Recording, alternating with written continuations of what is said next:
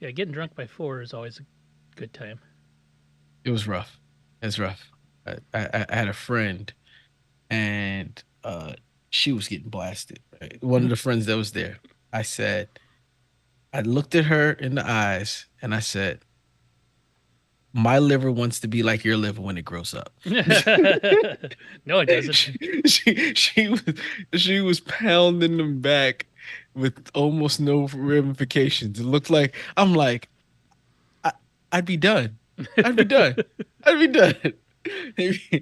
and and one day we went on boat riding, and I got uh seasick. Mm. Like at first I was good. It was a yacht. We was on a yacht, and they took us to like this kind of secluded island, an hour away from our hotel. Okay. So the first half an hour on the boat, I'm doing okay, right? I'm like, all right, it's a little wavy, but I'm Mm-hmm. here. I'm here. So then, but somewhere they said they're handing out bags. They're like, listen, if you got a barf, they're handing out bags because the water was a little choppy. They say, hey, if you have to use the bathroom for any reasons, just raise your hand. And I didn't have to barf. I had to pee. Mm-hmm. Right, we're 30 minutes into the trip. I'm like, I gotta pee. Right, and I can't hold it. Right? I've been drinking since February. Been drinking for 3 straight days. Exactly. I felt like that's all I was doing was I using the broke the seal bathroom. 2 days ago. I gotta pee every 10 minutes now. Exactly. So I'm like, all right, I can't hold it for 30 minutes. Let's go. Let me go down and use the bathroom. So first trying to get up while this boat was moving fast was a little difficult. Mm-hmm. But I'm tall, so I can hold on to things and kind of keep my balance. The minute I go downstairs, so we was on the top level. They had a second level, and then they had some doors that you open up, and they go like a cabin. Mm-hmm. Like inside, it was completely enclosed, no windows. They had a sofa on the table because it was a yacht. Mm-hmm. So it was like the part where you chill and hang out. So I go down from the top level to the second level, and immediately can feel the difference of the people down at that level were not very comfortable Mm-hmm. because I can feel the waves more than I can feel at the top. Right. So I'm like, okay, this is weird, but I'm still there. So I then go to make it to the bathroom. And the minute I go into that cabin area, there's no windows. I can't see the horizon, which is what I was using to kind of judge. I swear they must have hit every bump in the ocean that they ever Oh had. no. The minute I went in that room, it all went bad. It all went bad. I got dizzy, and then I went to go pee, and the room is even smaller, Mm-hmm. and it's super hot. We're talking like it's already 100 degrees, 90 degrees outside. In that bathroom, it's Did you pass out in the 110. bathroom? I didn't pass Oh, out in okay, the good. bathroom. I had to pee, Yeah. right? The bathroom was super small. I'm not a small guy. Yeah. The bathroom was so tiny. So I couldn't, and we're rocking. The waves is rocking. So I can't stand up and pee because I don't want pee everywhere. Right? It's not your yacht. It's not my yacht, but I decided didn't want to do that. So I try to go and sit down and pee. I bend over, the boat takes a dump, a dive. My face hits the wall in front of me. Ooh, hit my lip. I'm like, oh God. And now I have no window. I have no air. At this point in time, I am done. I am at full blown dizzy. Mm-hmm. I go to pee. I handle my business. I go to stand up. I can't pull my pants up. Oh Like, no. I'm just like moving around, trying to pull my pants up. I get them three-quarters of the way up. I don't Okay. even think I get them all the way up. And I have to get out this bathroom. Yeah. This bathroom's a death trap. The guy goes, "How you doing?" He looks me in the eyes. He can clearly see I'm not doing well. Because I went from just walking in there, I was fine, Yeah. to walking out, I'm not fine. Bloodied up from the wall and My lip pants felt like around it your was knees. swollen. Yeah, I was like, I'm having trouble getting my pants up, right? But I'm still pulling my pants up. And now all I see in front of me is this couch. Oh, I think you say a bunch of kids. White, no, this white leather couch. I go, I'm going to sleep on that couch right now. Right. So I stumble to the couch and I just fall onto the couch. There's a guy next to me who has already decided this is where he's gonna live. Yeah. Right? And it's so hot in that room. It's not getting any better. The Mhm. guy's like, it's gonna be better if you just get outside this room and you can get some air on you. And I said, dude, I can't move. I have to sit down here on this couch and lay down for a little bit. So he takes a fan, puts the fan on me, and lets me lay down.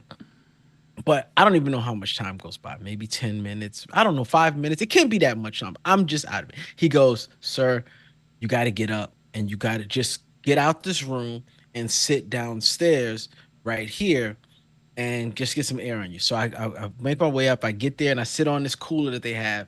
And I'm just like this. And everyone's looking at me and I'm just head down, eyes closed. I can't look at anything.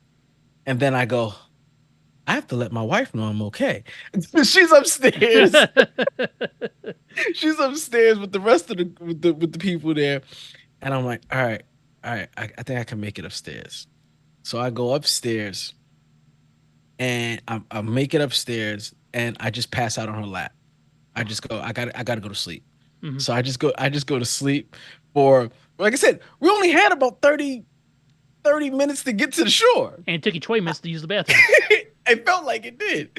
So I'm closing my eyes, laying on her lap, and she goes, Harland, you gotta go. I'm like, what? What do you mean I gotta go? I'm like, I don't want to leave. I just want to stay right here because I'm starting to feel a little bit better. They're like, well, what they're doing is they're taking all the sick people off. Now we're at the island now. I don't Yeah. even know. They're Mhm. like, but what we had to do is the boat docked in the middle and they put us on like a little jet boat or whatever, like a pontoon, like you see on TV, like the, Yep. the Navy SEALs have, and Yeah, you're yeah. sitting on the side of it. They have one of those boats, and we have to take that boat to the shore. And they're taking all the sick people off the boat first. It's like 50 people all stacked up on one another.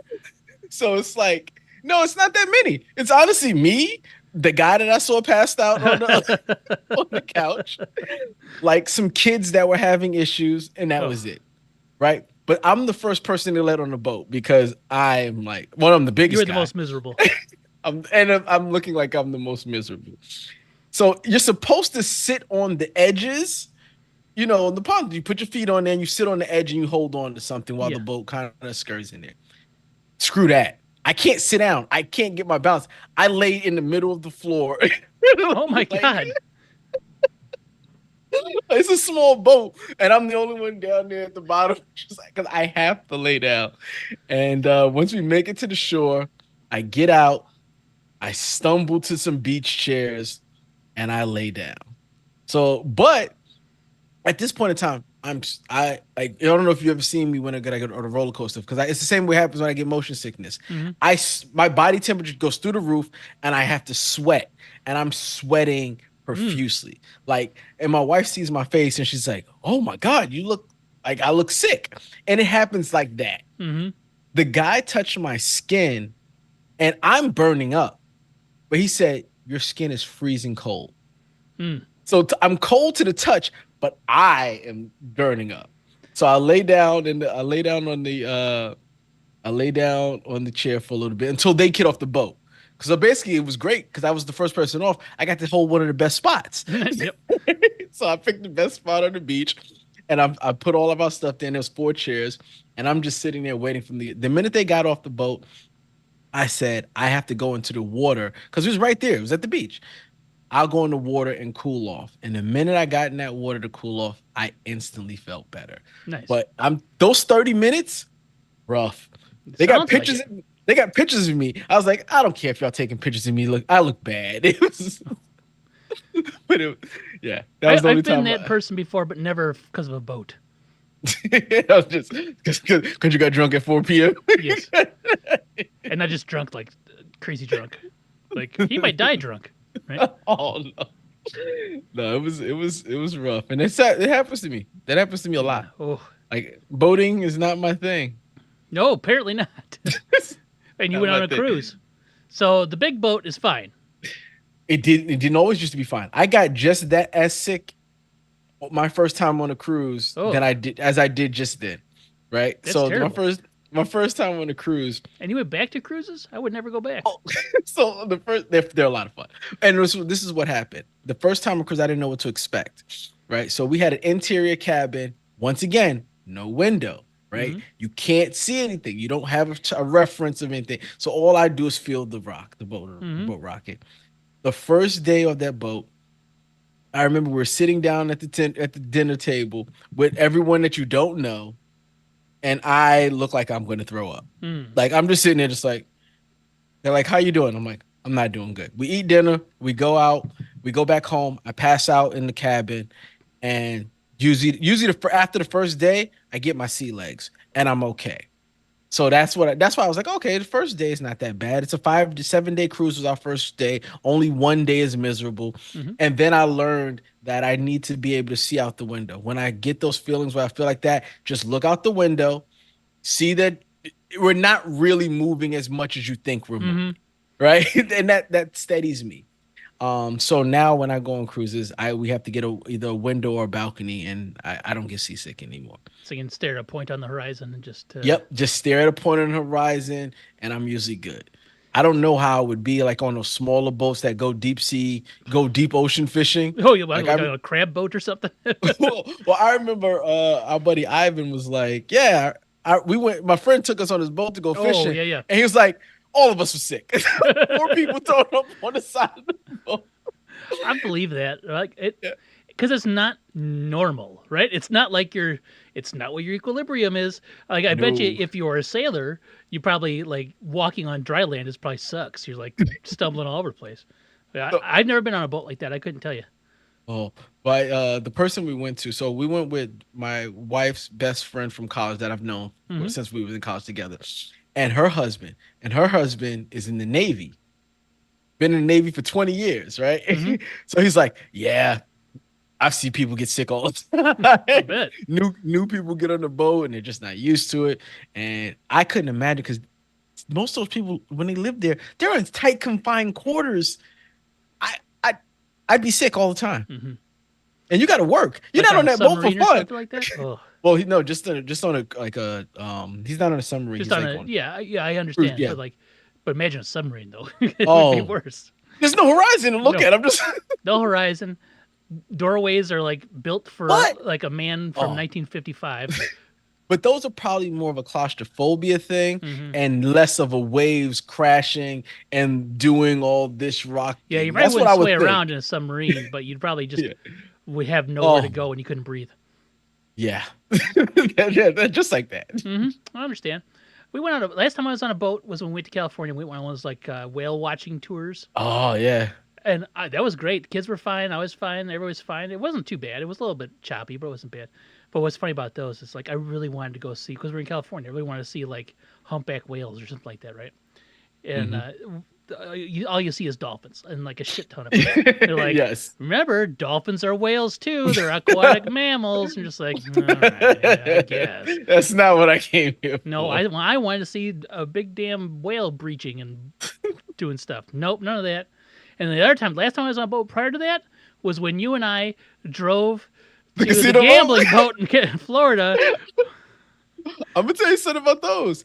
I don't get sick on those, even though once again, no windows. I'm downstairs Yeah. gambling. You're For focusing on the dice rolling around. That's why.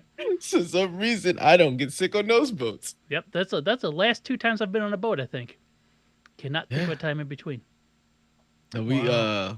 we went to the Statue of Liberty. So yeah, get on the boat for that. Little ferries. Oh, not in this last cruise. You were down. No, not, I say there got way off course in there. not very. That there, ladies and gentlemen, is Lady Liberty. What? What? We're just in Miami a second ago. Now we're in East Harbor. Oh no. Yeah. Oh no, it's right. Oh my gosh. Before we got on, I did my homework and I watched the Hard Knocks. Oh yeah. So I watched last it week? last week too. And the Mhm. thing that stinks is I watched it last Wednesday, and I'm trying to remember what happened. I know it was a lot more. It was a lot of It was combine stuff. oh yeah, the combine stuff. Oh, it was like catered to Bears fans. The last two episodes have been like a little bit of Bears porn because the first one they were talking about DeAndre Swift and how what a great pickup he would be, and then this one was just like, let's talk to Caleb, let's talk to Roma Dunze. I'm like, that's right.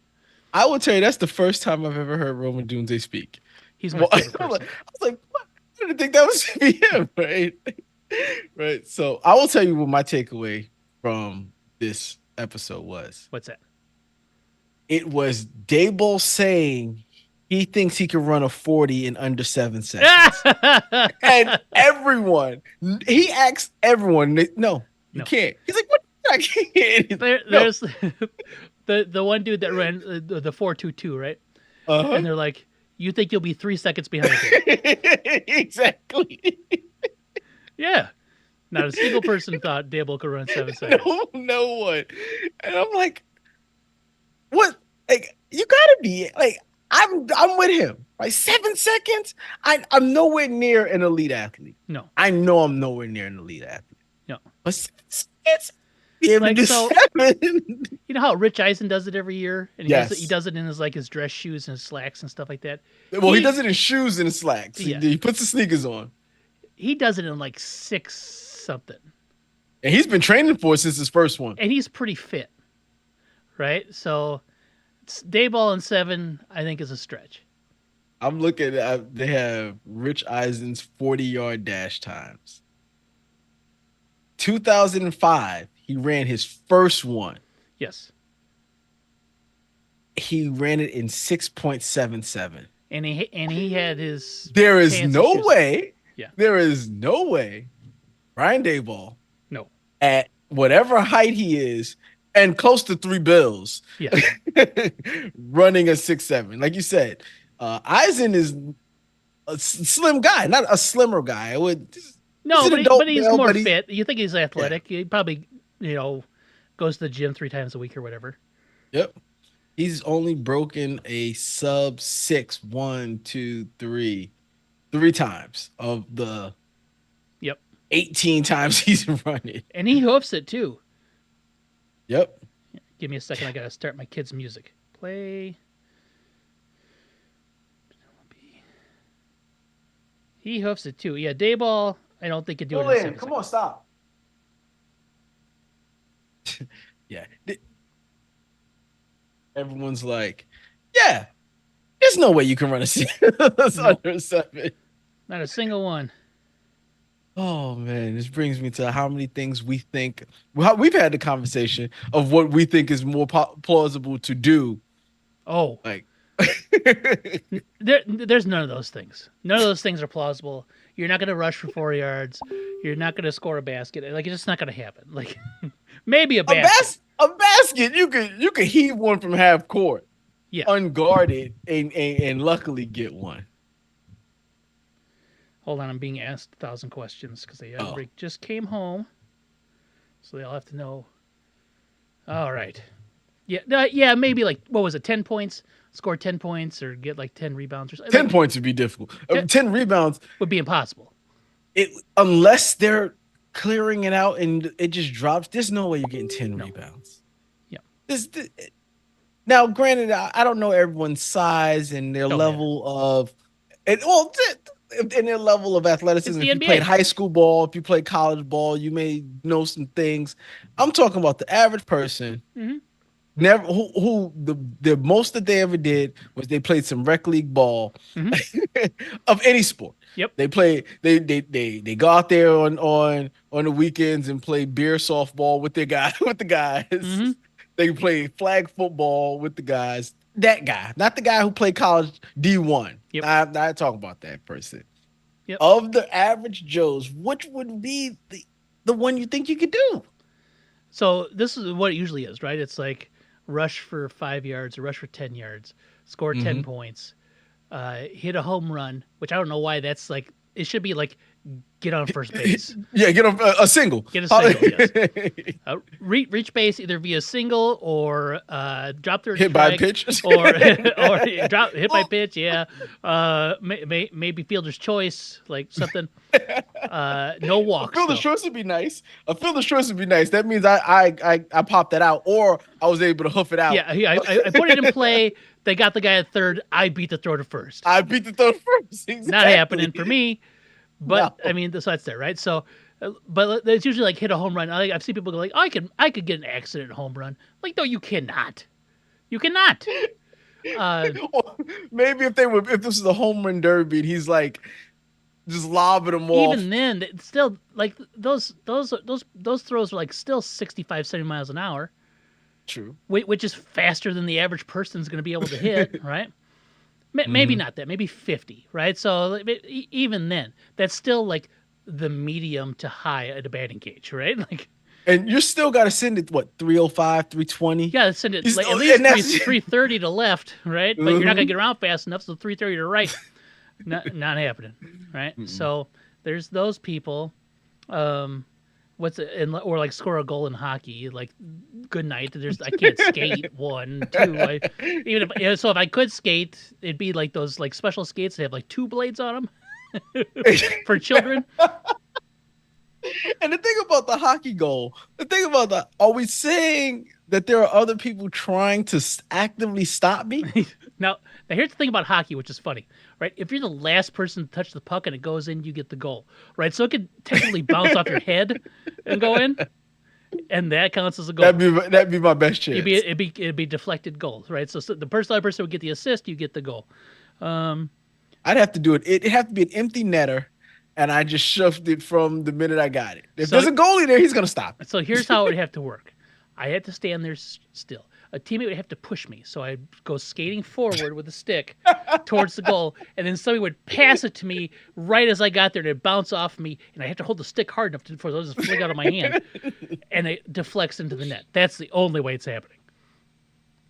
It's not even an option. No. I have a better chance of getting the accidental home run than I do scoring the goal in hockey. Because you can at least walk up to the base. Yeah, I can swing a baseball bat. I don't know if I can swing it fast enough to hit a fastball, but I can swing a baseball bat. I know the principles behind that. Mm-hmm. I could do that. Scoring 10 points, I could score maybe 2 on an accident.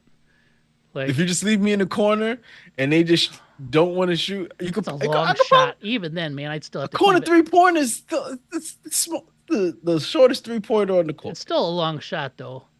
And I hate corner threes. Yeah, they're the worst because you don't have the backboard, right? I have the backboard. My depth perception, I think I need new eyes when I'm shooting. Here's what I would need to do.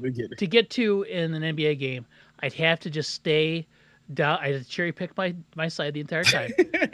And then just hope for a fast break, I guess. Can the other 4 stop the other 5? Can my 4 stop their 5 and then get me the ball in a way in which I can catch it and then turn around fast enough without getting blocked by LeBron jumping for the free throw line. A chase down block. I'd have to try. See, me playing the limited amount of basketball that I did, I'm going to try. Oh, right? Yeah. I would love to play and maybe I can get to the free throw. Maybe I can get to the free throw line. Oh, yeah. Maybe I can draw a foul. Maybe I can draw a foul. Here's what you do. You just go out there and just insult people until they can draw a technical, and then you get to shoot. And you shoot the technical fouls. And then hopefully you get like 10 shots at it, and you get go 6 to 10. I'd have to be playing at home. Yes. Because if I'm away and they start doing those arm waves, good night. Yeah. I can't tone down 35,000 boos. I need the PA to go, please be quiet.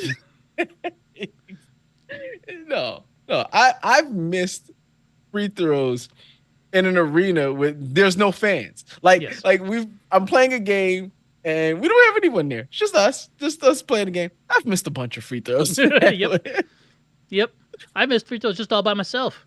I'm going to shoot free throws until I miss. All right, I'm done. Damn it. I had good intentions. Lost. See, all those things, I think people are hilarious. Like, even people that are, like, ultra fit and athletic and stuff like that. Things that I am not. I tell you, I don't know if I can get 5 yards. I could probably get 3 to 4 yards. On how many carries? Give me four. Give me four. I don't know, man. Like here's the hard part because Uh-huh. you start like 6 to 8 5 yards yards back. behind the Yeah. line, right? So, But what if I'm under center?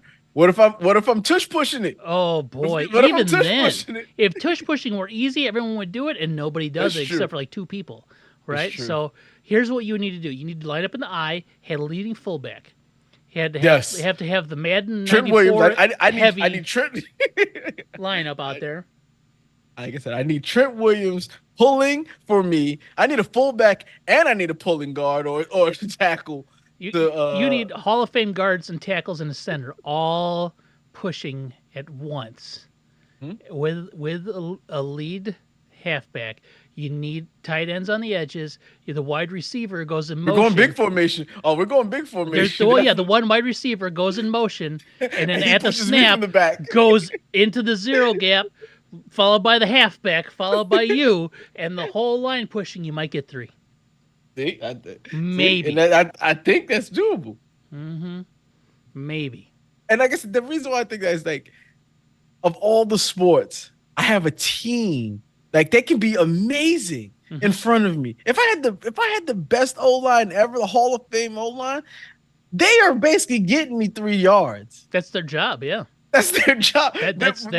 They pride themselves on it. They're going to hike the ball, and by the time the ball's in my hands, they have pushed the defense 3 yards. Hopefully so. Like you get the 90s Cowboys offensive line, Mhm. right? There was like 3 Hall of Famers on that line. Maybe you do. I mean, a lot of people credit Emmitt Smith's career to that. Mm-hmm. I'm one of them. You went out with them? I mean, yeah, Emmitt Smith was great, but the fact that he broke Walter Payton's record. If Walter Payton had that line for his 13 years, but Walter Payton had a Hall of Fame line too. That 85 Bears had 3 Hall of Famers on it too. So So yeah, that's what fine. you So need. it's fair for a thing. Mhm. You beat Walter Payton's record. yeah, is that what you're gonna do? Is that what you're gonna say? Okay, would you rather take $1 million or break Walter Payton's rushing record? Or I'd like the $1 million. Exactly. How many years do I get? Yeah, even then, do you get a vehicle to do it in? You get to go in a golf cart, and then you probably still get stopped. Those getting caught dudes by probably like somebody. tip Their over a golf cart, no acceleration- problem. Their acceleration is faster than any golf cart. Yes, and their power is more powerful than any golf cart. Boy, you would get killed. You'd have to hope for the crumple zone on the golf cart to keep you alive. I was saying, put a crumple zone on the golf cart. The golf cart's body is only like a 2 foot by like 4 foot panel, I'd have the engine in my lap. Just, and the engine's behind you. I think on a golf cart. That's where the battery's chase at. down. That's the chase down. Yep. Mm-hmm. Yeah. You're still in the backfield to get hit from behind. Yeah, I guess he'd be like in a rascal scooter or something like that, maybe, with a cow catcher on front. Those players are just too fast. They are too fast. They are 4-2-1. Yeah, that's insane. That That was fun to watch. So I love the combine. I know you're not a fan of the combine. I love the combine just for those sorts of things where you can go like, oh, that's really cool. Or to see somebody like that you've never seen before, like, oh, he bench pressed 24 times or something. Just those things I think are really awesome. I think the receivers, like the receiver drills are really impressive when because there's they call it the gauntlet where you got to run down like the 30-yard line and catch a pass, catch, and then turn down the line. And like the really good receivers stay on that line like almost perfectly, you know. I think that stuff's impressive. The quarterback stuff I think is just like it's just show off stuff. Like, ooh, who could throw the best bomb and stuff like that. I also like the vertical and the broad jump. I just think they're cool. It's underwear Olympics. I don't care, but it's fun. I'm a fan of the bench press, the 225 bench press, because I see these athletes and I assume that they all can, and then you're like, such and such wide receiver from Clemson, 3, Yeah. 3, Yeah. 3. Is that really it? Yeah. But you They see him, don't he's got all- a they're not concave all- chest, and he's like 6'1" and 175 pounds. Yep. I'm amazed by some of that. I love that part. Oh, but back to the episode. They talk about JJ McCarthy, Yes. and they said, "All right, yeah, JJ McCarthy, he looks like a winner." He said, but he didn't call any of the protections. Mm-hmm. He the offensive line called out all the run Yep. protections. Yep. He could choose to take it or not. They made it as I was like, oh, that's not a. And they said whoever gets him, he's not NFL ready. Is what they were saying there. You got to be willing to live with that, and Yep. those are skills that he's going to have to learn. That man went 10th in the draft. Yes. Yeah. He was also the fifth quarterback off the board. That's a lot. Yeah, fifth quarterback off the board. Here's When here's the thing that my takeaway was, I think the Giants wanted Drake May so badly, particularly after Dayball and him were just like, oh yeah, oh yeah, going back and forth, and then you see Shane. I'm gonna walk across the stadium and tell them if they're looking to move up or move out to give us a call first, sort of thing to the Patriots, right? He wanted Drake May. yeah, they did bromance when they would Yes, that was their intention. So all that buzz around the Giants wanting to move up to 3, I don't think was BS. I just don't think anybody wanted to move out of. I don't think the Patriots want to move out of 3. So yeah, I think they were probably willing to give up the farm probably too to move it to 3 out of 6, but the Patriots just wanted them. I loved watching it, just watching them interview people, and I still don't know why they didn't have the love for Rome that I thought they should have had. I don't know either. I don't know what, especially watching it. I don't know what Malik had that they. Well, Dayball came in. He's like, I watched all the footage on that guy Malik Neighbors. That guy's a baller. He was sold on him from tape. Yeah. Right, and that probably had a lot to do with it. I think that was probably Dayball's pick from jump. Like I was when they interviewed him, the interview didn't seem that great. Like it did. It was she was just like, how do you feel about losing? I don't like losing. Okay. Good. You hate losing. Yeah. Exactly. Right. Okay. Then they asked him, how would you feel if you didn't get the ball? When he's like, I don't like that. Yeah. I want the ball. Oh yeah. The receiver should want the ball. Yeah.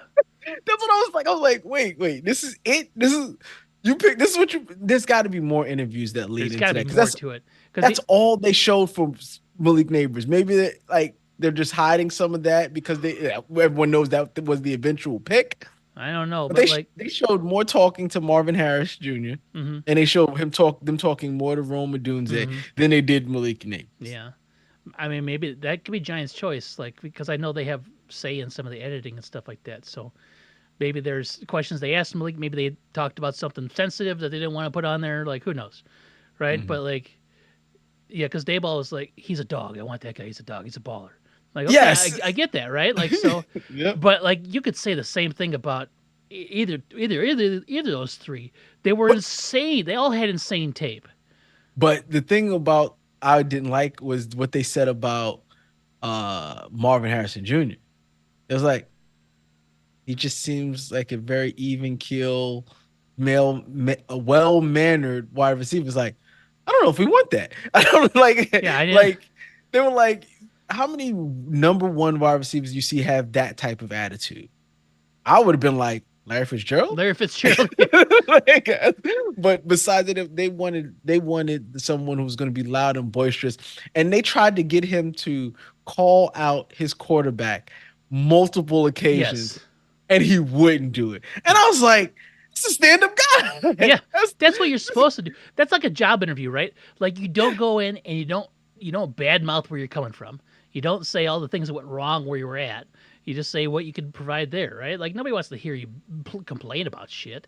Like it looked like they were trying to goad him into saying something. I don't know. It's just weird. Yeah, and the thing about Marvin Harrison Jr. is a professional wide receiver. Yes, he is. He has been groomed. He has been groomed to play wide receiver. He knows all the right things to say. He knows all the right things to do. It just the perfect wide receiver. He was number 1 pick on wide receiver on my board for the last 2 years. Everybody's right. The thing about him is He's got all the talent in the world. He's got won the genetic lottery because of who his parents are. Mm-hmm. And then not just talent, but he has the skill to go with the talent, right? To like make him very good. Yeah. And he understands the position, and his dad's probably been teaching him wide receiver routes and lingo since the kid could like hold a spoon and feed himself, right? Like, so, what do you do? What do you do in this station? Pause the tape. What do yeah, you do here? exactly. Oh, this is why I would give him this move. And you can see him. They showed him run a route on the show. The defender was so stupid. He had him moving left and right. I was like, oh, this is bad. So he just it's funny when you get those like the guys that are clearly head and shoulders above the rest of the NCAA. They just look like they're in God mode when they're on the field, right? Because they shouldn't be there. So much better, right? They have no business playing at that level. It's like if you and I went to go play Little League, right? Like we don't belong playing Little League. Tear them up, right? Yeah, exactly. And if not, I'd at least or make them hurt or something like that. All right, like Marvin Harrison Jr. is just heads and shoulders the best talent at that position. Does that it translate to NFL? More than likely, because the dude has been groomed to be an NFL. And like, is like going to run at your at your pro day? Nah, we'll see. I'm working towards September, right? That's all he's ever said, right? Mm-hmm. And like, I don't know how you don't like that. So, I didn't get that.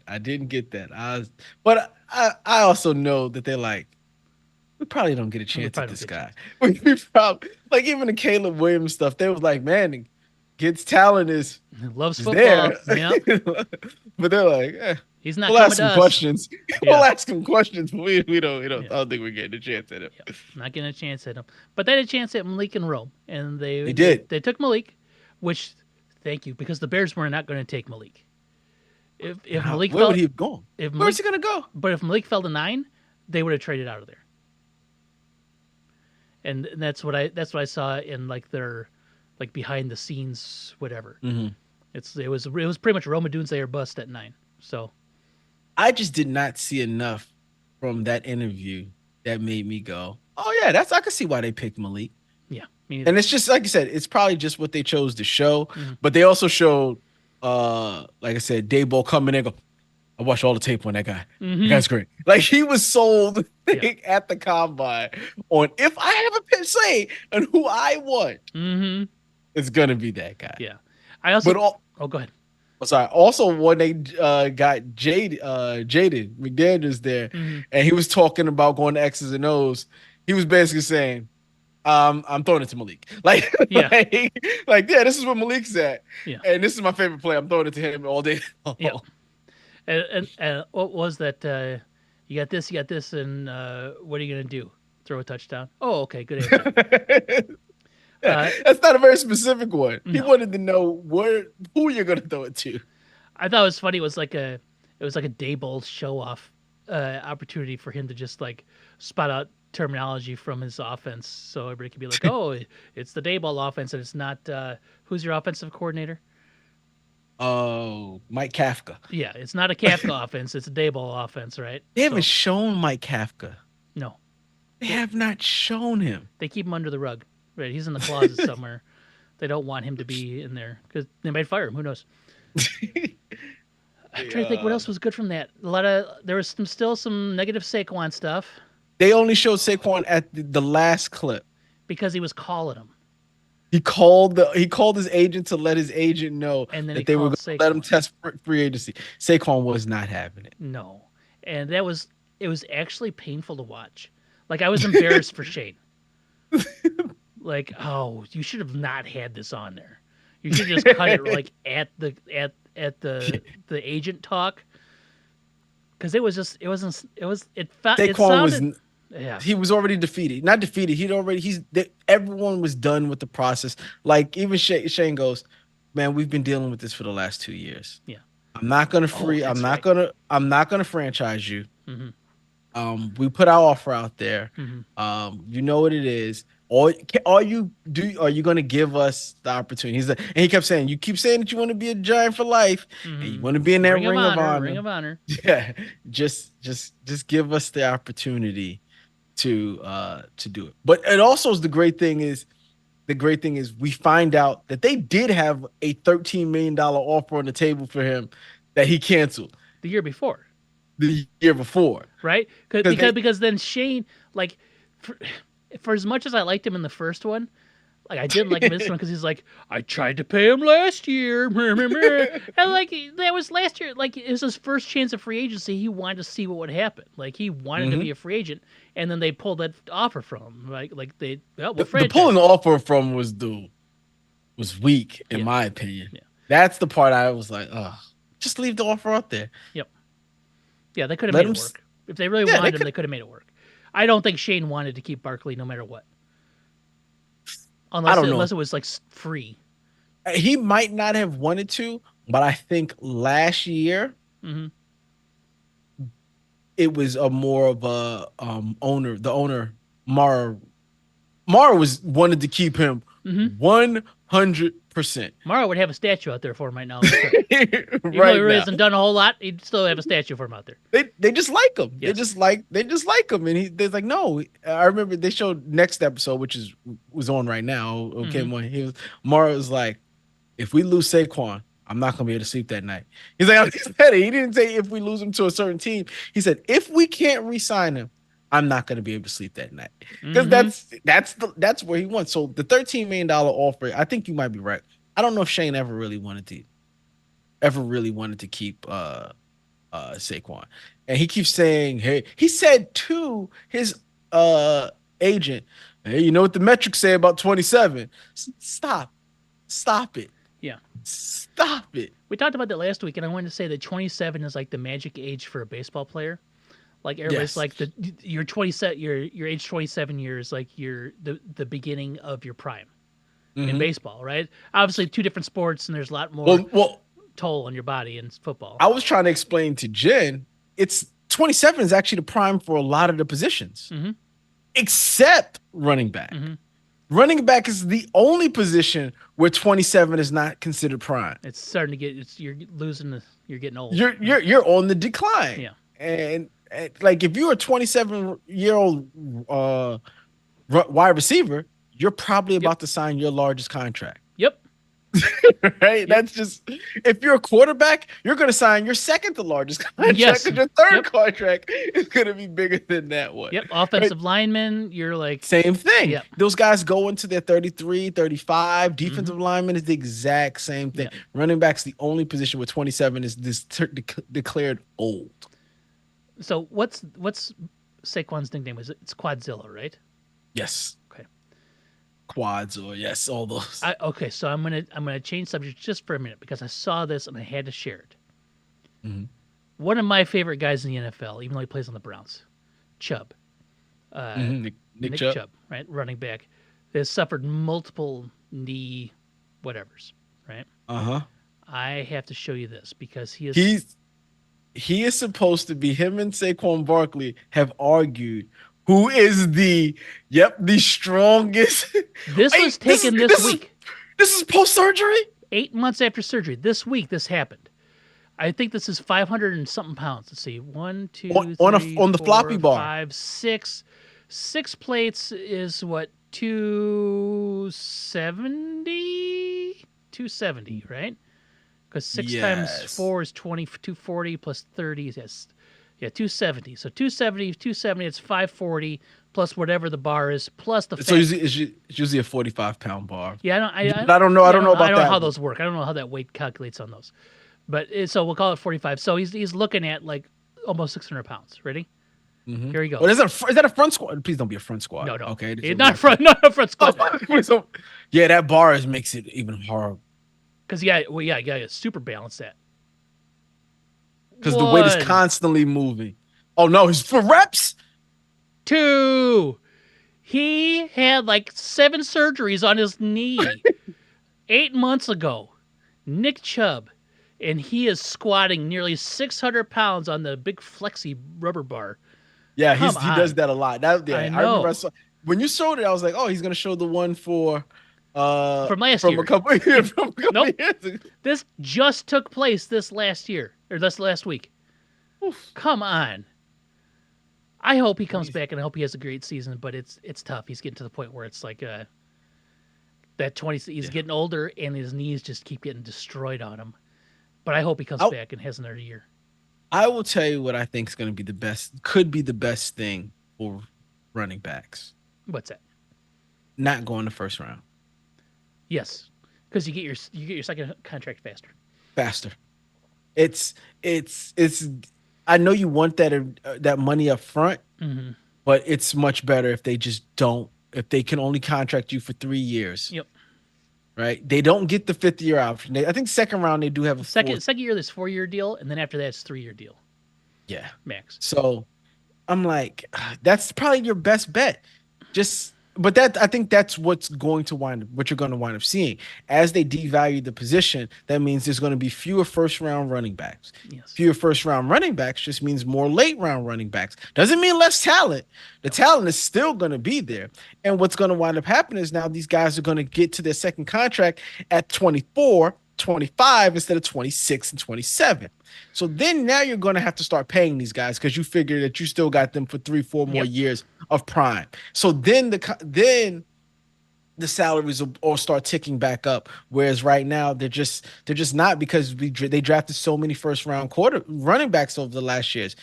Ezekiel Elliott and Christian McCaffrey were the last first round running backs to really get paid. Alvin Kamara got paid because he wasn't a first round running Yep. back, I believe. Yeah, So your best bet is to be like Isaiah Pacheco. Go in the Yep. go in the last round and be really good, right? But like that's like shooting, not fish in a barrel. That's like needle in a haystack, right? It just doesn't happen that often, right? There's the hope that it will, but it's so rare. You might find But- contributors, but to get like a big contract, like Pacheco is probably up for one. If like Devon Achan like Mhm. stays good, like he has that opportunity, because I think he was like a fourth or fifth rounder.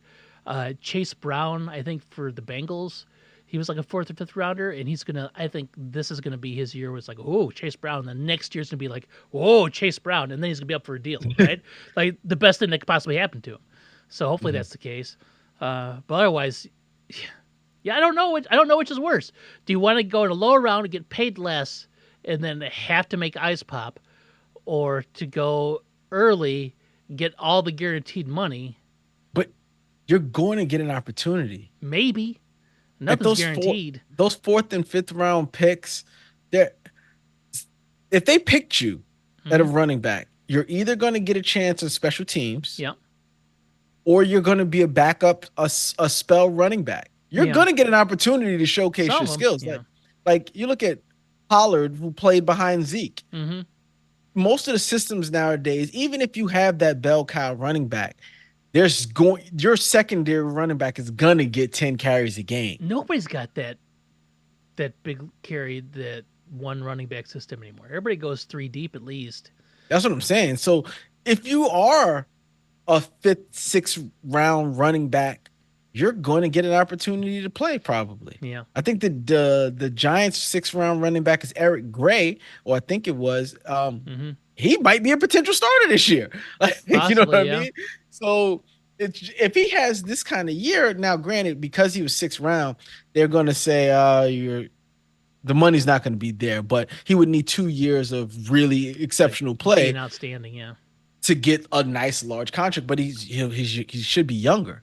Yeah. Oh, like I said, I feel for the why can't I think of his name? Texas guy who plays at Atlanta now.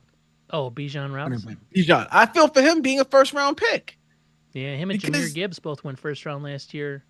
they're guaranteed to not see another contract for 5 years. 6 years. 5 or 6. They can yeah. franchise him. They can franchise him.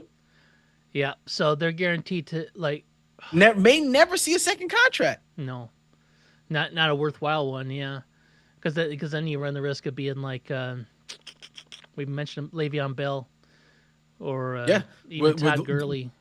One of these years, they're going to have to sit out to try to get them Yeah. to pay them early. It's Yeah. just, It's too bad. It's always my favorite position when I was a kid. it's still my favorite position. Like I was explaining to my wife, like, yeah, no, she was like, well, can't they just change positions?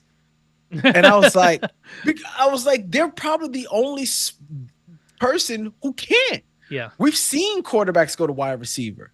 yeah, a few. Like we've seen a safety turn to a linebacker, or a linebacker turn to a safety, or a Mm-hmm. guard, left tackle move into guard. Like, we've seen these things, right? Now, running wide receivers can go into running back positions. Yep. Like, that's what we've seen, right? But it's Football though, rare yeah, to see a running back it's go it's actually anywhere rare to else. see a whole lot of position changing. Like football seems like the most. There's 11 spots in the field, and they're all highly specialized. Highly specialized. Yeah. Right, so like yes, like some guards something you have a swing tackle or offensive lineman that can play all positions. Very rare. Usually guards can swing pop to center sometimes, but not always. And centers can sometimes pop to guards, but not always. Right? Not Like always. And quarterbacks are quarterbacks. They very rarely are anything else. you've got a defensive end in a 3-4.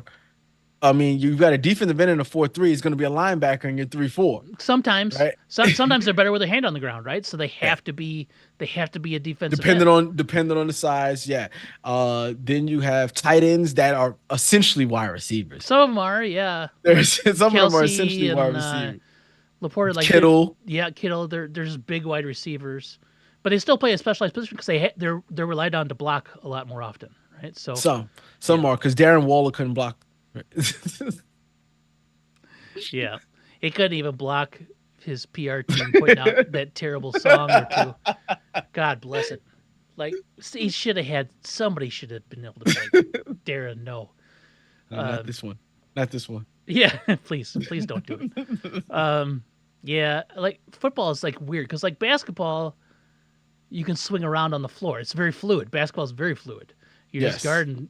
Like yeah, there's positional specificities that you have to do on the floor, but Hmm. it feels like a lot of people know all the positions. There's only 5 of them, right? Maybe Yeah. baseball for sure. Everybody like the only position you don't see people want to play is like catcher. Right? Like other than that, everybody else will play wherever they're told to go to. Yeah, Uh, but to be a shortstop is you got to be a oh, special for sure, breed. You but gotta be, but shortstop can go to a third. shortstop can go to third, second The third baseman can go baseman to can go to shortstop, first. third, yeah, like everybody, and then It moves anybody can play around. first base, right? Like that's where you Yep. stick the guy that can't run or field but can Hmm. catch and hit, right? Yep. So there's that. Outfield might be the toughest, like center field, Center field is pitcher, catcher. special. Up the middle is always the hardest, I think, and then shortstop Hmm. and second base with that too. But like, yeah, I mean, there's always position players that pitch. At least it feels like once a week anymore. Oh, I don't know. yeah. I just this the running back has just got Yeah, really short end of the stick. for sure. For sure. You know who didn't get the short end of the stick today? Today, Your team, the Bears 'Cause rookies. the Bears rookies. I Yes. guarantee old Roman Caleb probably talked to old Ryan Poles and said, listen, Hard Knocks starts what day? Tuesday, the day rookies come to camp. We'll just sign our contracts for there. I mean, it's good PR. It's good camera. We're not going to miss a single minute of whatever. Caleb's like, I don't need the money. I made $10 million last year, right? Like, so they just did. But Roma Dunze today signed his rookie Yep. deal. Yay, 22.7. And then about 2 hours later, old Caleb Williams signed his first round pick, which is a lot of money. 39.49 over 4 with the $25.5 million signing bonus plus the 5th-year option of like probably like close to 30 or whatever it is, Yeah. which is nothing compared to what your man Jalen Brunson signed this week. The team friendly deal, and I'm so happy. Hold on. So I gotta find. I like to tweet because it made. I was like, oh, that's why Jalen Brunson gave up Yes, $37 you million see dollars. it? He got Yep. $37 million over the next 4 seasons. He's never getting that back. What he did do is put himself in position to opt out in 2028, then lock in an estimated 5-year 400. It's such a big number I can't even say it properly. $417.8 million extension. Yes. Almost $500 million. It was the smart move to do. Hell yeah, it was. But at your 30th birthday, Yeah. he's still 30. He probably still has another contract under his belt after that. After Yeah. signing a 5-year deal at 30? Yeah. Think so? Yeah. Maybe. Yeah. I mean, Chris Chris Paul is still playing, Chris Paul is a snowflake. He's a unicorn, right? He's a unicorn. He's just he is what he is, right? but he's not even playing at the level he used to play at. Do you remember, Like, dude?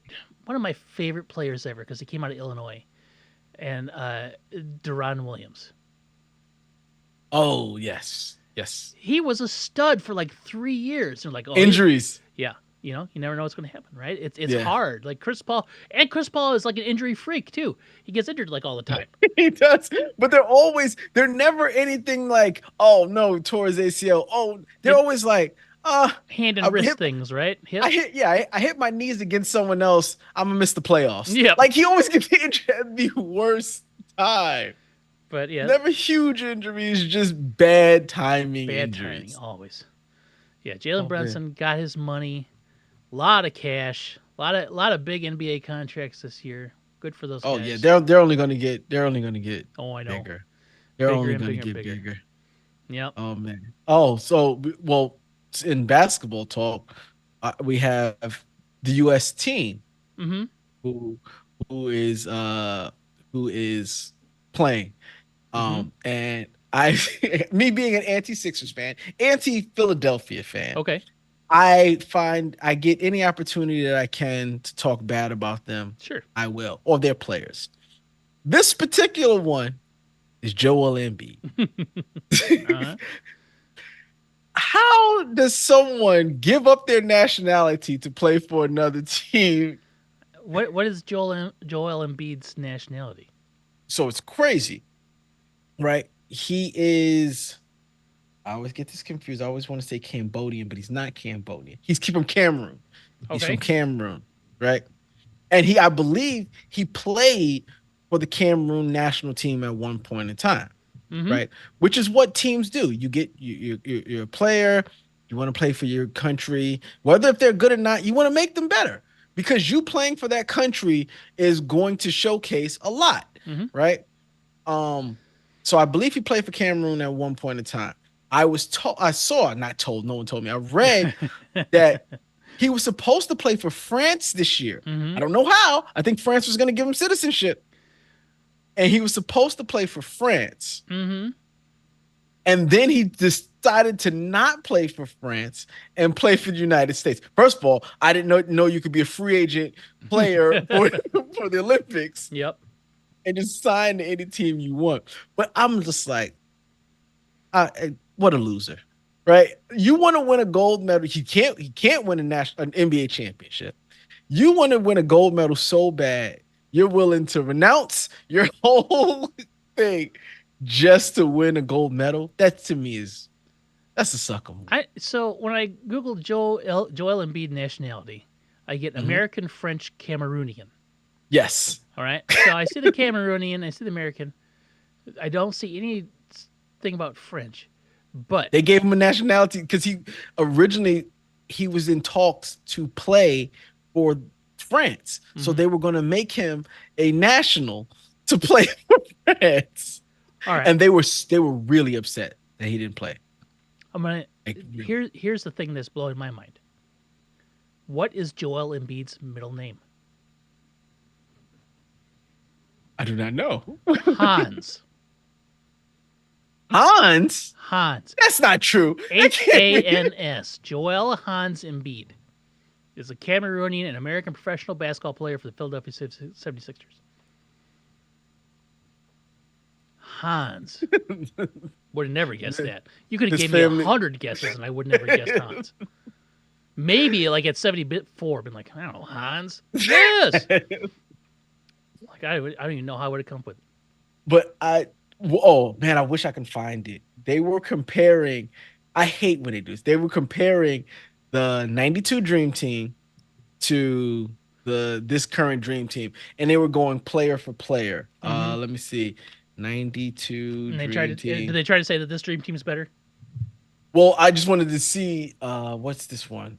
2020, 24. There was a whole chart, and it was like, hey, would you pick Christian Laettner or Derek White?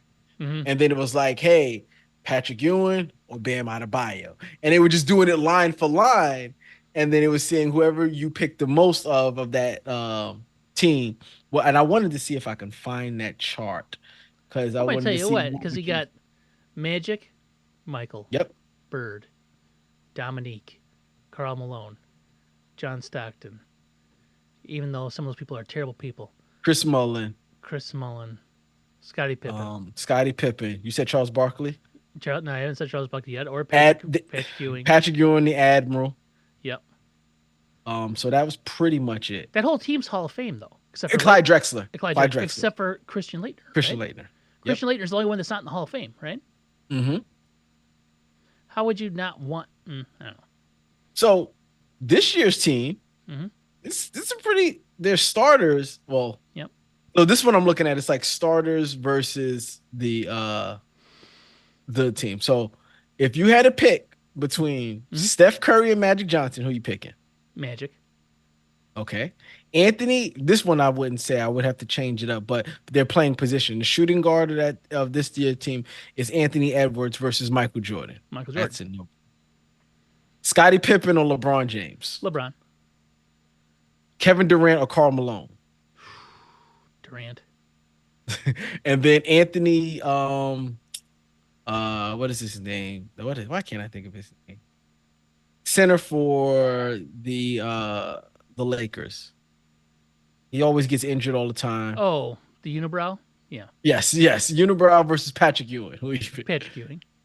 Yeah, that's the starting five. And so you picked Magic over Steph. That was the tough one. That to me is the toughest one. And I said it like with conviction. I really like Steph, and I think Steph is one of the 10 greatest players probably ever to play the game. It's so weird to say that, but I think he is. Like he literally changed the way the game is played now just because of his ability to shoot. Yeah. To do stuff that no one else can, but everyone else tries. Yes. But the same could be said for Magic, though. Maybe, I guess. I don't know. Magic was so good, though. The closest person that we've seen to Magic since Magic is LeBron. It's probably LeBron James. And now, if you would have said LeBron or Magic, Grant Hill. What's that? It probably would have been Grant Hill if before that. I think. But if you would have said LeBron or Magic, I probably would have said LeBron. Yes. Yeah. But we're going point guard, shooting guard. Like this starting five versus the other starting five. Yeah. So Steph versus Magic is a tough call, but I call it Magic just because it's like my loyalty to that era. It's a picture right here. I can't read it very well. Okay. But Patrick Ewing and David Robinson are better than whatever the backups are Joel Embiid and Bam Adebayo. I don't know. I really like David Robinson. He's the Admiral. I do like David Robinson. And if you would have told me David Robinson to go up against either Joel Embiid or Bam Adebayo, I'm still probably picking the Admiral over. Oh yeah, both of them. I think I'm probably shut him picking down. Both of them. Yeah. No, they would have never. They had never faced anybody to play defense like David Robinson would. He was strong. Yes. He could athletic, could shoot, dribble. If he wasn't getting embarrassed by Hakeem Olajuwon, he was one of the best centers of the time. That's the thing. So the centers, the three big centers that lived at that time are probably three of the greatest centers to ever play the game. And it's crazy. They all happened to exist at the same time and had to play each other, crush each other. Yeah. And the thing that helped Ewing was he didn't have to see the other two except for twice a year. Exactly. He only had to see. He saw Hakeem in the finals, and that didn't go well. It did not go well. I mean, Hakeem did the same thing to to Shaq in the finals though too. Yep. The next year. So I'm just like. So they have, like I said, LeBron, Michael Jordan, Kevin Durant, Karl Malone, Steph Curry, Charles Barkley, Joel Embiid, David Robinson, Devin Booker, Larry Bird. Jason Tatum, Clyde Drexler. I'd probably pick Jason Tatum. Yeah. Oh yeah, for sure. I'm still debating on the Bird. Larry Bird versus Devin Booker. Yeah. I'm gonna have to go Bird. I- I don't know that's the thing is, like, the Bird that we saw on the Dream Team wasn't the 86, no. 87 Bird who was It a was it killer was the old Bird with a bad back. with the bad back. And I always like Larry Bird was great, right? Mhm. I never felt like he was that great. And I'm sure people would be like, "You're insane," and probably pull up all sorts of numbers and tape and stuff like that. Do you know what the thing is? You know what? I've never thought that Larry Bird was that great until you ask the greats Mm-hmm. that played him. Yeah. They hold him in such high regard Yes. that it's hard for me to say anything. Whether I saw it or not, they go, yeah, no. Larry Bird was a dog. He killed you. He talked trash to you the entire game. There's a play from Larry Bird that is burnt in my memory for all of existence, because I was probably like maybe 10 or 11 at the time. And this is at the end of Bird's career, bad back, and he couldn't stand upright. He's on the court and he couldn't stand upright, and he still hit a game-winning three in the playoffs. God bless it. I wish I could remember exactly what the situation was. This is when I watched basketball all the time as a kid. But there he was. It was back in those like Celtics Lakers era of, but like Bird was just like couldn't even stand upright. Like he had to lay on the floor. Yeah, he wouldn't sit on the bench. At halftime. He couldn't sit on the bench because the back would get stiff. He had to lay on the floor, and he's out there, Did and he he? couldn't even stand upright, and he drained a game-winning three. I'm like, you gotta be kidding me! And like when he shot it, like not a single person doubted it was going in. It's like Kirk Gibson hitting that home run against the A's, right? Like one-handed, like bad back home run to beat Dennis Eckersley and the A's, right? It was like that sort of situation. Like nobody doubted it was going to happen, and it happened. Yeah.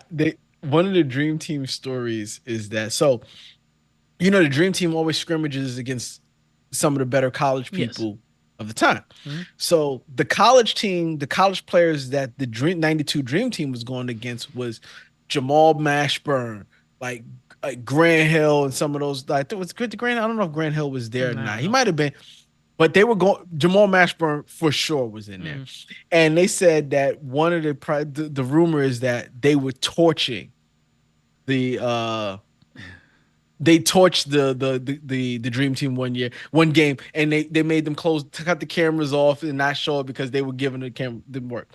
So they said one time, I think Jamal Mashburn, they were going up in the elevator, and they said something to Larry Bird like, "Hey, old man, we're about."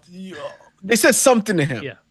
and Magic was in the elevator with him. They said Magic gave the ball to Bird like 8 straight times down the court, and Bird just killed him. 8 straight times. After like the 8th turnaround jumper, Bird walked off. And the guy, Jamal Mashburn, is telling the story. He's like, and he had the bad back and everything. He said after he got off the court, we didn't see him. He didn't play the rest of the game. He went back to get his back worked on. He said, he left and he said, how about that, old man? And he said Bird just killed him for 8 straight baskets. I'm like, oh. Yeah. Yeah. Yeah. That team will always be legendary in my eyes. Oh yeah, for sure. No matter what team they put together, I just, and those guys were in their prime. We're not seeing LeBron in his prime. We're not seeing Kevin Durant in his prime. We're not seeing Steph Curry in their prime. Like, none of these guys are in their prime. Jordan, Malone, Barkley, David Robinson, everyone except for Larry Bird was still in their prime. Yeah, all of them were, because all of them were drafted in between 84, 83 yep. and 87, right? Dominique, right? Like all those guys. Well, actually, Magic and Bird were probably the old guys They were on that drafted team. what, 80, right? Or 79? Yeah, 79. Yeah. Mm-hmm. So they were the So- old guys for sure. But everyone else was drafted within the last 6 years. And Leitner was a rookie, right? Because everybody was like, why is Leitner on the team and not Shaq, right? Everybody was, Not Shaq, but they were already center heavy. yes. They Yeah, they already needed had that Leitner. They needed another small forward, power forward guy because they were already Patrick Ewing, David Robinson, and who was the other one? Was that it? Yeah. Am I missing I it? think Yeah, that it was was it for the just those two. Yeah, the only two bigs. But yeah, they were already big. But they had their choice with Alonzo Mourning too. Yeah, that's true. Because they remember Leitner, I think it went Shaq, either Leitner and Alonzo, or Shaq, Alonzo, and Leitner. Leitner was the third pick. I believe Mourning was the 3rd overall pick, because Shaq went to the Magic, Shaq went to the Magic. Yep. Leitner went to Charlotte, right? No. No. Where did What's his Leitner? name went to Charlotte? Who? Alonzo went to Charlotte. Oh, Leitner that's went right, to the because he ended up. Yeah, Wolves. yeah. Okay. I think he went to the Wolves. I think Yes, the Timberwolves. Minnesota. That's exactly Yeah. right. So what draft would that have been? That have been like the 91 or 90, 89, 91, 80, 92. 89 NBA draft. No, we've been 91, 92 draft. Because it was the 91 Purvis Dream Ellison Team. was the first draft of the 89.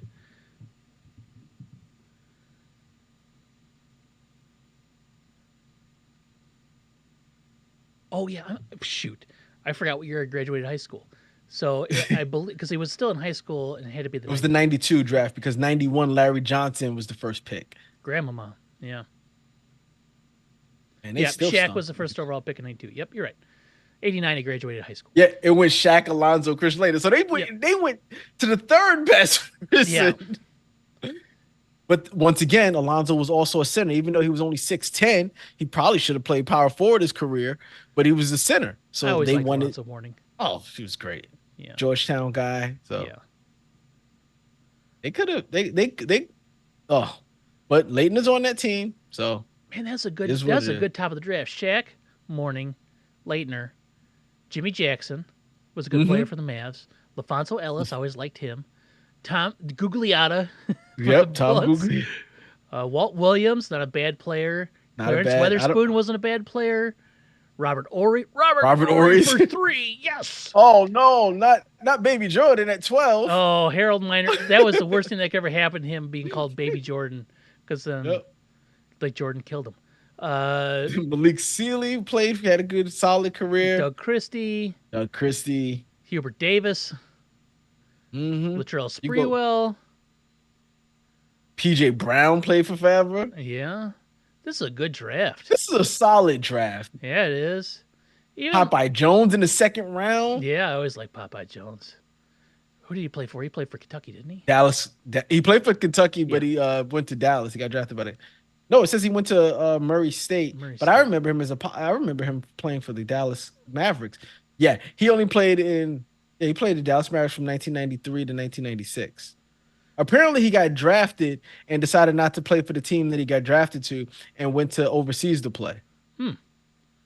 Yeah, selected by the Rockets. I was like, I don't ever remember in the Rockets because he never played for them. Even Matt Geiger was pretty good for the Heat. Matt Geiger was a solid center. Yeah. He was the 42nd pick. Yeah, this is not a bad draft. But you know what the thing is? And this hate to sound old.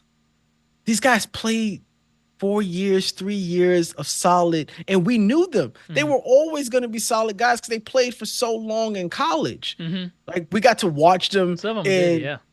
A lot of them played in those NBA, those Final Fours, and like you got to see them in March Madness and see them for a couple of years. So if you saw this team this year and they were a Sweet 16 or not a Sweet 16, they made it to the round of 32, they're probably going to keep that team. And you get to see them another year in the tournament. Yeah, it was a different time, and that's why I think you had so much talent deeper in this draft in the drafts. You know what's crazy about this draft? If you say, "Oh, this draft that has Shaq and Mourning and all these guys in it, what guy in the draft has the most rings?" The most rings? It's Robert Ory. Robert, man, I love Robert Ory. There's something about him because he played for the. I love that Rockets team. I was such a huge Elijah Wan fan back then. And I love that Rockets team. Robert Ory. I just remember Marv Albert. Robert Ory for 3. Yes, and it did it every finals. Robert Ory just hit the 3. No matter what team he played for, no matter what, if he's on a team, that's what he's gonna do. 7-time NBA champion. 7 times. Never made an All-Star game. Nope. Probably never even a starter. He started. I think he started for the Rockets. Maybe. Yeah, I think he did. Second team All SEC, third team All SEC, NBA All Rookie second team. Yep, that's the bit.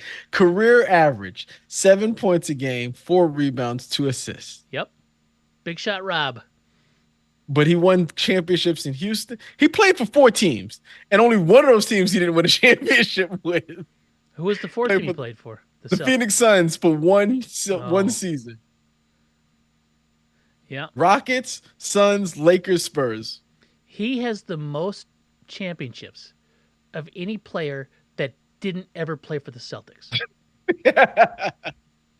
How crazy is that? What a crazy statistic. The only people that have more rings than him played for All the played for the Celtics Celtics during that time, right? when they won 8 straight. Yep. And Insane. you know what's funny? Like I like that Rockets team, but I have to hate that Rockets Because team. they beat your Knicks. Like, I understand. I will forever hate that Knicks team just because of the Bulls rivalry. But my second team was like the Rockets, right? Like I loved Olajuwon. I just loved that. That was his style of play, and he was just so good. I love loved Rudy everything about it. Tomjanovich as the coach. Yes. Rudy yeah. Tom is the coach. Love that They had team. crazy Vernon Maxwell. Crazy Vernon I Maxwell. was a huge Vernon Maxwell fan. He took nothing from nobody. What was the what's the goofy looking dude's name? Sam Cassell was a Sam rookie. Cassell. There it is. Sam Cassell was a rookie that year. Yep. Sam Cassell. I remember he was bald head, bug eyes. Yep. They Vernon had Kenny Maxwell. Smith, Yeah. Vernon Maxwell, Robert Ory, Clyde Drexler. Carl Herrera. Clyde Drexler was on the second team. Oh yeah. He wasn't on the first one. Carl Herrera, Otis Thorpe. Mm-hmm. And I remember that team because I remember I was like, these are all good players. Like Olajuwon was the straw that stirred the drink, but the rest of them were not bad. The Knicks got killed by Sam Cassell. They did not think this rookie was going to go off like he did, and we had no answer for him. Yeah, I'm going to pull up that whole lineup there for the '94 Rockets. I probably named a good amount of them because I forgot about Otis Thorpe. I remember them. I was like, there's guys that I'm going to say their name and you'll be like, oh yeah. Let's see. Scrolling down. The Carl Herrera one is the one people probably forget, but I don't forget Carl Herrera. Sam Cassell, Pete Chilcutt. He was this good. is '94-'95. Clyde Drexler. Mario, nope, that's not the one. Mario Ely. Mario Ely. Yep. Carl Herrera, Robert Ory. But that's the team that beat this. This is the team that beat the Magic. Okay, yeah, you're right. Shoot. And what's name wasn't on. I think they kicked him off that team that year. Vernon Maxwell got kicked off. He was on at the beginning of the year, and they traded him at the end of the year. I don't know if they traded him for Clyde Drexler, but yeah, he didn't stay on that team that whole year. I think he only played half that year. All right, let's see here. Otis Thorpe, Kenny Smith, Larry Robinson, Eric Riley, Richard Petruska, Hakeem Olajuwon, Vernon Maxwell, Chris Gent. I don't remember him. I don't remember him. He might not have played a whole lot. Robert Ory, Carl Herrera, Mario Ely, Earl Cruton. Don't remember him. Mario Ely was so good. Sam Cassell, Matt Bullard, Scott Brooks. Scott Brooks? Mm-hmm. The former Orlando Magic coach. The Knicks wound up getting him at one point in time. Yep. Scott Brooks. Scott William Brooks is an American professional basketball coach and former player who was the top assistant coach for the Lakers. Yep. That team was so good. Rudy Tomjanovich. And Rudy Tomjanovich. Man, coaches was so much better, I think, back then. Rudy Tomjanovich, besides winning, coaching the Rockets, was always known for taking that punch that ended getting his face career. broken. Yeah. Yeah. Ended his destroyed 2 careers. Yeah. Because the guy who hit him, what's his name? I gotta look it up now. Thurman? Not Thurman. Kermit Washington. Kermit Washington. Yeah, man. Just to hear him talk about what happened and everything. Yeah. Rudy had to go through multiple surgeries. Yeah. Well, it says he played 3 more years after that, but I'm sure his career was never quite what it could have been. Yeah. Yeah. And man, he walked into that punch face first. Yes. It was no one has ever been hit that hard that I've ever seen. In boxing or anything. Yes. Oh God. Yeah, that was a tough punch. It ended the fight. Mm-hmm. Like when someone gets hit so hard where everyone else goes, whoa. Oh, we're done. We're done here. What? Call the ambulance. Did you hear that sound? God. Yeah. Calling the ambulance. Now I gotta look back at that second Rockets team now though. They were so good. Because didn't they win? How many games did they win that year? It was like a ton. They were de facto. They ran through everybody. But didn't they win like the first 20 games of the season or something that year? They were Yes. Yeah. 47 and 35 that year, so it must have been the previous year where they won 20, the first 20 or something like that. Yeah, they're 58 and 24 the previous that year that they beat the Knicks. The Knicks, Yeah. they were that was what was Elijah the MVP of that season? He must have been. Yes, I'm pretty sure he was. Okay. Because I remember there was one year where David Robinson was MVP and it meant nothing because he got destroyed in the playoffs. Mm-hmm. Like until Tim Duncan went to that team, the the Spurs were one of those teams that were a really good team, Mm-hmm. but did not have the pieces to compete with anyone else in the West. And then Tim Duncan came. Swear they cheated. To this day, till I die, I know. I will say they cheated to get Tim Duncan. Man, that year Elijah One averaged 27 points, 12 rebounds, almost 4 blocks, almost 2 steals, almost 4 assists. Played 41 minutes a game. He averaged 5 people a game looking stupid trying to guard him. that pump Tim, fake spin up and under that he would do. God, the one that he got fadeaway. David Robinson with is classic. Yes. Oh my God, David Robinson's jumping all over the place. Where he He's pivoted like, like 7 times. You're like, fake him come back. yeah. Up and under. Because he would go up and then pull it back and then God, he was so he good. did like a fake hook and David jumped and he went under and scooped him. I was like, oh God. He had such great footwork. I know it's a different game now, but Elijah One's post game in today's NBA, what would it do to him? It'd kill him. There's no one that can stop. No one would stop him, right? Like No I know one. everybody shoots threes, but in this situation, it'd almost be like a video game. You just give it to Elijah One every time. You'd have to be triple teaming him all the time. The closest person that we're going to that kind of footwork is Joker. Yeah. He's got great footwork for a big man. He's got moves in the paint, and he makes it look effortless. But even then, he'd be no match for. But Elijah was so athletic, though. He'd be no match. Elijah would take him out to the. They would ISO for Elijah and let Elijah pump fake, dribble, spin, crossover. He had so many moves that there was nothing you could do. If he put you on that island, yeah, you had to guard the jumper because he had the jumper. And he had the fadeaway too. He had the fadeaway, yes. He had that push off. Oh man, he had the fadeaway. He had a very consistent 15 to 17 footer. Right, like I know it's like now the bigs shoot the threes and stuff like that, but like he didn't need to. He didn't need to. He had that intermediate jump shot. He would just pull up and drill it every time. It felt like. So you had to give, and he had enough footwork to get around you. He didn't have to back you down. Like Ewing had some footwork, and he was okay. He didn't have the speed and the quickness to do, and the finesse. He was more bigger, power guy. Yeah. No. David Robinson was like that, not like that. David Robinson was probably closer to King when it came to the footwork and the speed, but he had power as well. Yeah, like Elijah never had the power; he just had the finesse and just. It was so good, so good. He still teaches big men how to play the position, and nobody can do it. He teaches them. He tries to. Yeah, he was 7 foot 255. That's a small guy. It's a skinny. He was just athletic. He was muscular, man. And didn't play basketball for a long time. Like he was one of those soccer guys. Yeah. He was one of those soccer guys. Yep. And him and Ralph Sampson in Houston him and Clyde Drexler in Houston Slamma Jamma was in college was absolutely crazy. Then they won a national championship. Mm-hmm. Right. So now here's the thing that I will always remember about Elijah One, outside of all the amazing feats and everything he did, because I love watching him play. Every year during Ramadan, he would fast. He would observe and obey the rules of Ramadan, and he would not eat or drink. And they would always have Sunday afternoon games. Always, he couldn't eat or drink from sun up to sundown. And you see him go to a timeout, and he would just sit there, and he would play 44 minutes, and of high intensity, high level basketball, and not drink a drop of water the whole time.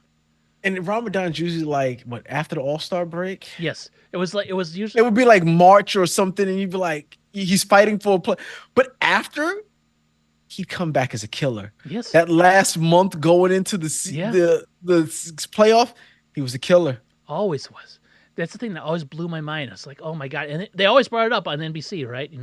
Yeah. They always talk about Ramadan, about being Ramadan. Like I never heard of Ramadan until Elijah won, and now it's just like, man, how can you not?